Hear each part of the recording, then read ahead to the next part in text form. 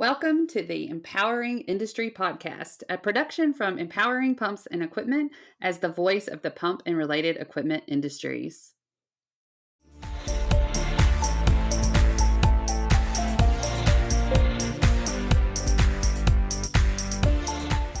Hey, everybody, and welcome to the Empowering Industry Podcast. I'm your host, Charli Matthews, and I love being here with you. I love recording for you every week, and I really like to find the guests. So I love to, be out on the show floor or either out at a plant and just be like, wow, this person's really cool, and I want to introduce them to you. So that's what happened with my guest today. And if you haven't liked and subscribed to the podcast, please do that because you're going to want to share this episode when it goes live. And you're also going to want to share this with your friends, so make it easy where it comes up I guess it's Monday, isn't it? Every Monday, except I did take a break. So sorry about the last couple of weeks. I took a break. I went on holiday and vacation and I gave my team a break. And so I missed y'all and we're back and thank you for being here. So, okay, without further delay, here is my guest. Bennett, I would like you to introduce yourself to our audience. Okay, well, thank you so much, Charli. I'm excited to be joined here with you and have a chance to talk to you about this. We met first a year or two ago in our Reliable Plant Conference. I think that's where we first met. Yes.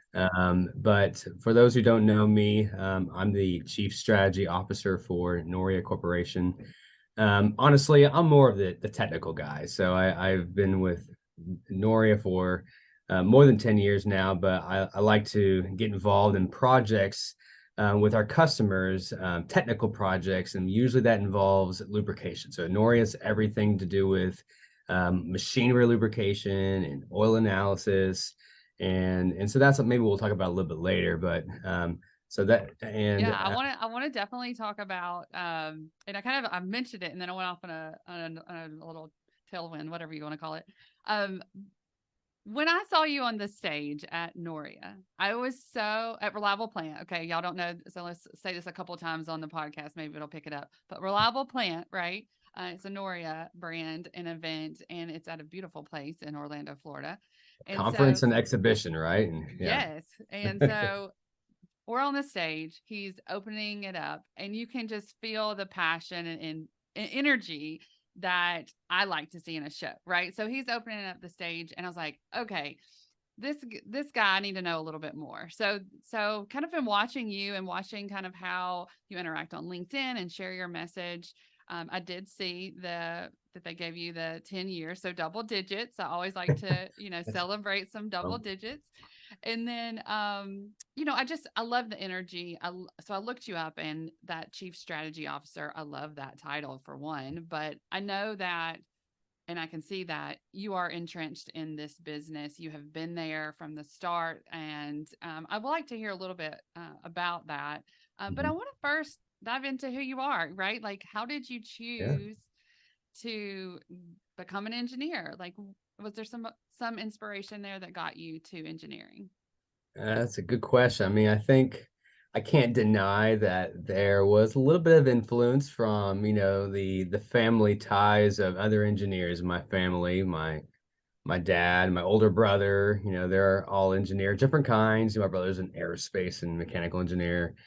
And my grandfather and everyone else. There's a lot of engineers in the family. So it's kind of either just an influence from all that, but there's no doubt in my mind that the things I gravitated towards were the mathematics thing, taking things apart. I like to work with my hands.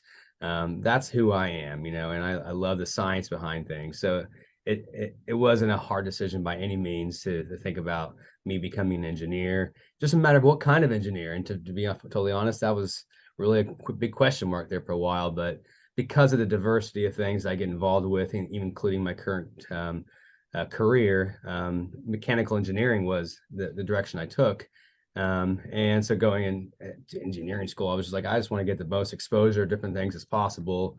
Went to school at Georgia Tech in Atlanta and I learned a lot there. It wasn't an easy school by any means, but there are challenges they set my way where everything I needed to get myself ready for the world.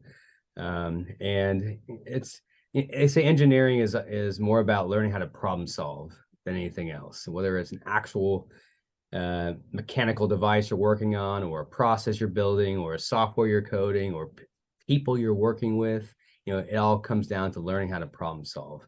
Yeah. And that's business is as well, Yeah, and I was just going to comment because I know that as a mechanical engineer, you're working with that equipment and as a design engineer, and then you see this problem that keeps coming up and keeps coming up. All right, there's this dirty oil, we'll say, or that's what I've learned is over the years. You need to at least check to make sure that the stuff you're putting in this equipment is clean and fresh and all of that. So, one of the, I guess, next steps for you was oil analysis and kind of lubrication analysis.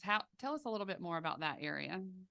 Yeah. Well, it's oil analysis has another topic that's very much adjacent to the topic of lubrication, and so I had high interest in that.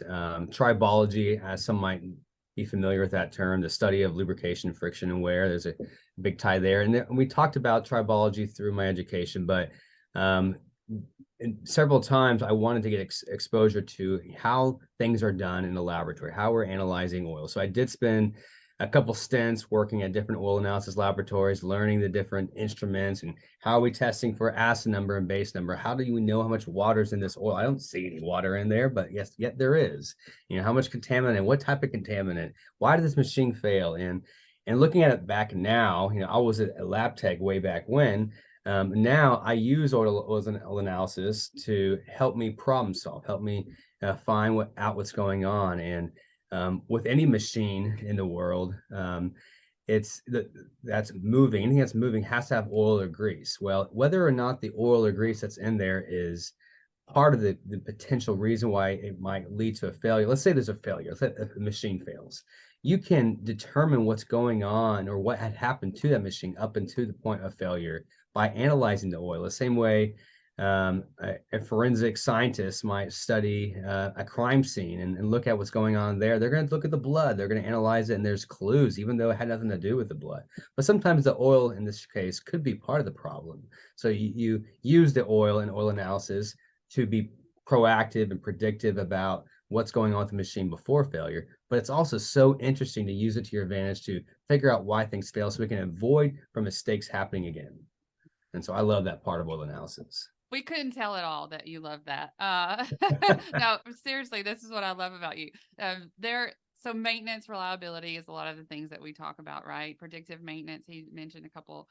That's just what draws me into Reliable Plant and all of the things that y'all are doing at Noria. So tell us a little bit about your job there. I know that we definitely want to talk about the event coming up or that's happening this week as they're going to be launching this podcast. So tell us, I guess, how you started at Noria and kind of how that led to your job today. Well, so some of you might know that I've been associated to Noria for a while because it's a family business. My father started 26 years ago, and so I remember the days, even the very beginning, with why it was called Noria. And that's a whole story by itself. Maybe I'll get into a different day. But I definitely been involved in understanding why it's important for lubricants to be handled properly in the selection process, the storage processes, contamination control. And so as I went through school, I kept that in my mind. As I was working in oil analysis laboratories, I kept that in my mind. I spent a couple of years working for even Navistar as a product design engineer, and they're the parent company of International Trucks, so heavy duty trucks. And even there, I was working on helping them find ways to optimize their oil drain intervals and figure out, the best way to use the oil, select the oil the right way so that the user can get the best experience. And then, about, 10, 11, 12 years ago, how long that was ago.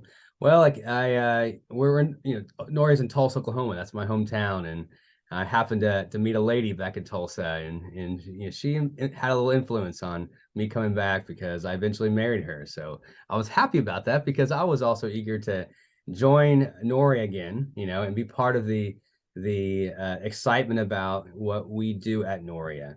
And if for those of you who don't really know Noria that much, it's really what we're about is providing training services and consulting services to anyone in the industry related to lubrication and oil analysis. So for anyone who's heard of maybe the Machinery Lubrication uh, um, Analyst or Machinery Lubricant Technician, those kind of certifications related to the ICML, we train for those, but we also go into plants and develop lubrication programs from scratch.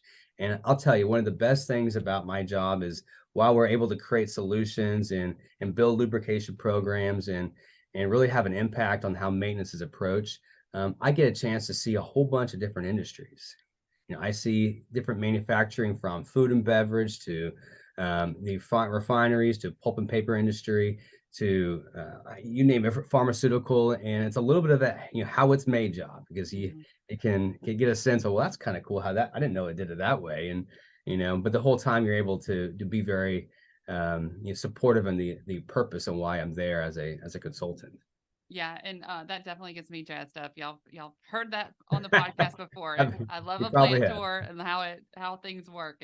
It's amazing. So, I just also was just imagining y'all kind of sitting around the house, just having a chat, and this is going to come up, lubrication conversations happening. Mhm. So All the time.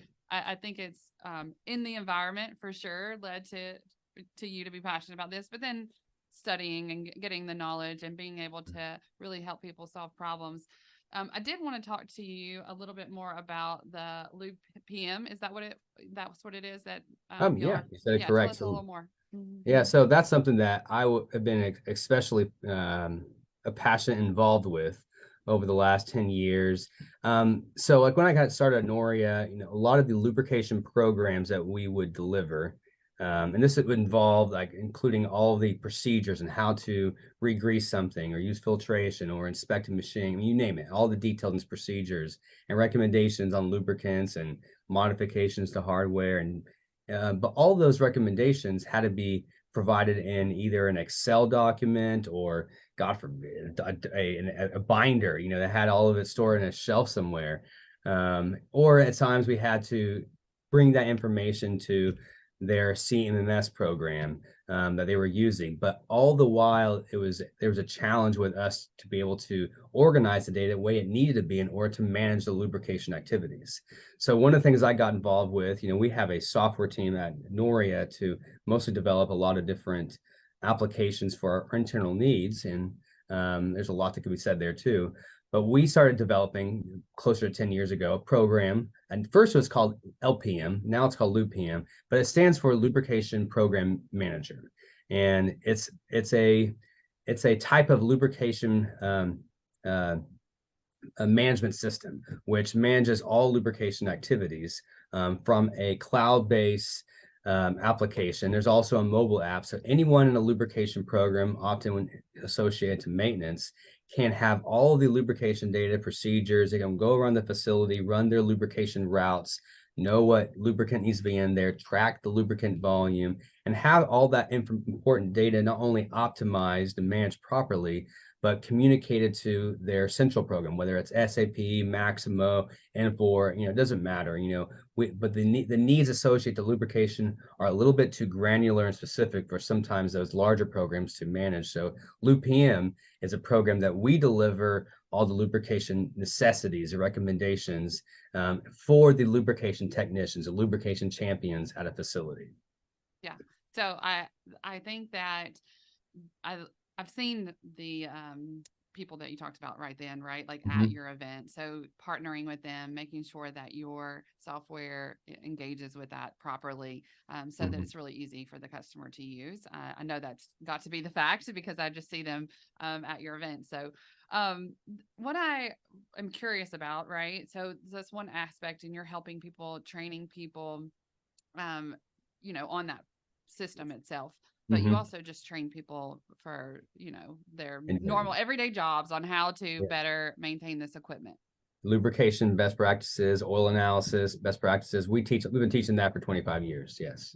Yes. And so excited about that. And I know, so Reliable Plant, that was my first time being there last year, which I was just blown away that I can't believe and that I haven't been to your event What's before taking you that. so long? Yeah, exactly. I think there's just always another, conflict event. And I finally was just like, okay, we're going to speak there. So I'm going to let somebody else handle that. Right. You kind of get that way. And y'all know, running a company, right, that you have to learn to delegate and grow in different ways. But I enjoyed that so much. And the culture and the interaction with everyone was just so great. And I felt like, I found my people. These are the people that work on the equipment, Hmm. and that just appreciate the industry, appreciate the hard work that everybody's doing, and how Hmm. can we make our industry better. Like that's what I felt from the conference.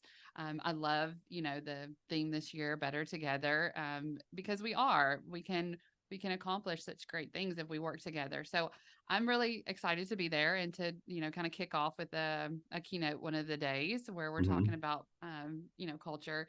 But it's also because I love that topic because that's what I saw and felt from y'all as well. So there's so many other speakers, I know, that will be there. But do you have any like highlights this week that you want to share? Oh man, so we're doing a few things different. First of all, we have absolutely the best speaker lineup I've ever seen at Reliable Plans. Well, Uh, I mean, it's not me, but that was nice. and including you. No, but I'd be serious. I'm serious. I mean, I feel like I'm gonna be sad at times because we have 8 tracks of different speakers sessions going on all at the same time. So that means by default, I'm missing 7/8 of all the speakers at the very minimum. And because there's so much. But one thing that's really cool is that we'll be doing a different approach to keynotes where we'll have a couple hour blocks where there'll be 3 or 4 15-minute keynotes where you get 15 minutes to absolutely tell us the best thing you want to tell us because you have been chosen as someone who's inspirational, whether in the industry or something even beyond that. And so you got to make sure that you attend those because those quicker keynotes back to back to back are going to be very engaging, and you're going to learn a lot from those high level experts. So I'm looking forward to those. There's a few big names involved. For example, Keith Mobley, he's one of those. He's been kind of a founder in the predictive maintenance world, and he has so much experience and things to share. And that's just one. There's several of them. Yes. So enjoy that. Those keynotes are going to be great. We have some interesting technology that's going to be showing up in our exhibit hall. We also have a track that's focused on what the exhibitors want to share as new and interesting from their perspective. And they're going to be showcasing a few things. So it's like a new technology area. Exhibit hall itself is going to be great. There's about 100 exhibitors, give or take, and there's a lot of really new ones that are going to be fun for us, those who've been here ever several years, to kind of see what's new and interesting. And so there's the two sides of it: the exhibit hall and the speakers. It's all going to be great. Yes, and I love it. Like I said, I've said I am coming back to this event. Put it on the calendar.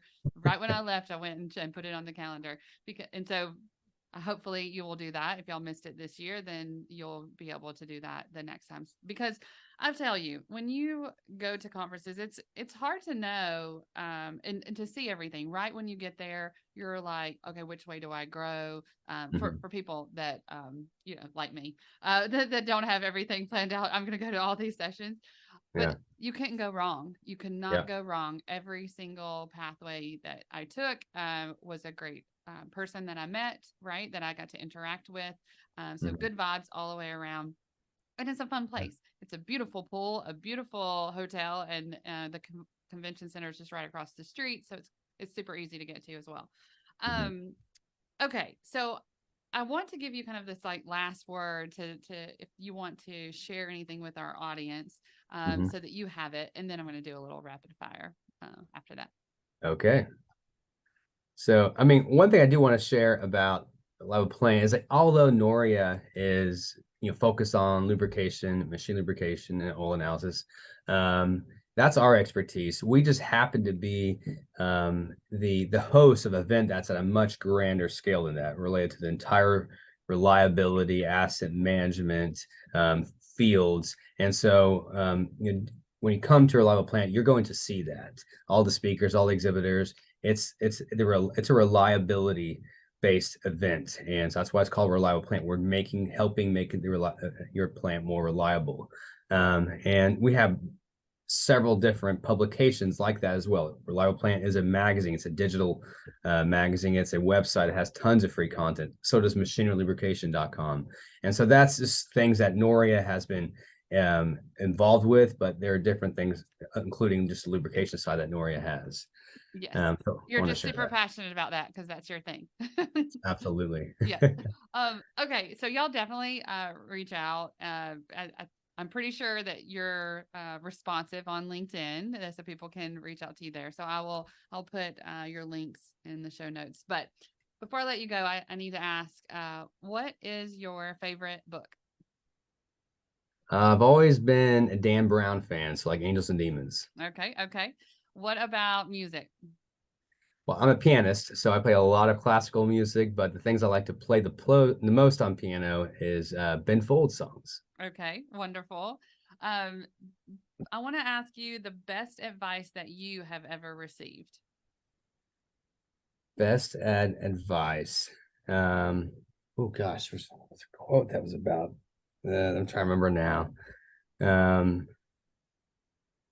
Gosh, I can't remember the quote right now, but it's focused on, just living in the moment. Don't think. Well, one thing I like to do, and I don't know how it was phrased when I was giving the advice, is think about what you would tell yourself 10 years ago.